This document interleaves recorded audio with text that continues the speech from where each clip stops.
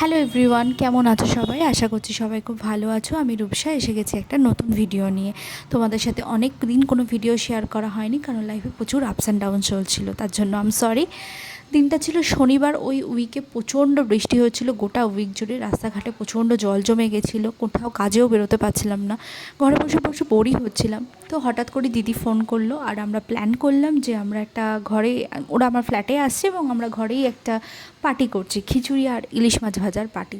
তো মা সেই মতো চটপট খিচুড়িটা বসিয়ে দিল, আমিও স্নান ফান সেরে রেডি হয়ে নিলাম এবং এই করতে করতে দিদি দেবদা এবং আমাদের মহারানী ডুলুং রানী এসে গেছে। তো দিদি যেহেতু আসার পথে ইলিশ মাছটা নিয়ে এসেছিলো, তো সেই জন্য তখনই আমরা ম্যারিনেট করব বলে এই যে ডিম ভরা ইলিশ এবং যাই হোক ইলিশ মাছটাকে আমরা ম্যারিনেট করে নিলাম। প্লেন ইলিশ মাছটা ভাজা হবে আর কিছুই না। আর দিদিও একটু হাতে নিয়ে পোজ দিয়ে দিচ্ছিলো। তো যাই হোক এই ইলিশ মাছ আমাদের ভাজার জন্য বসে গেছে, আর দিদিও ততক্ষণে থালা বাসনগুলো মেজে নিচ্ছিল, অর্ঘ্য বেগুনি করছিল, আর আমি করছিলাম এক মহাযুদ্ধ, সেটা হচ্ছে আমাদের দুলুংলানিকে খাওয়ানোর চেষ্টা করছিলাম।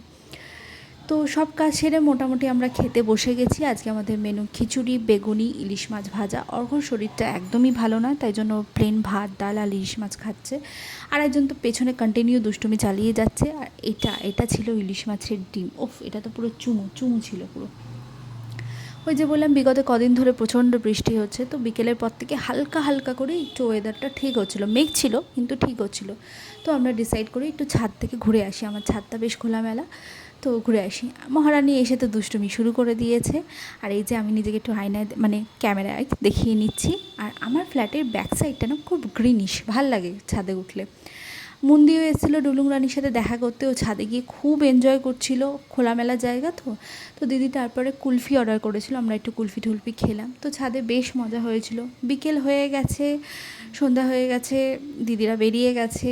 তারপরে আমি আর অর্ঘ্য ভাবছিলাম যে আমরা কী করি, তো সেই মতো একটু হইচই চালিয়ে বীরাঙ্গনা সিরিজটা দেখতে বসেছিলাম। এই ছিল আমার একটা শনিবারের গল্প। চলো টাটা সবাইকে।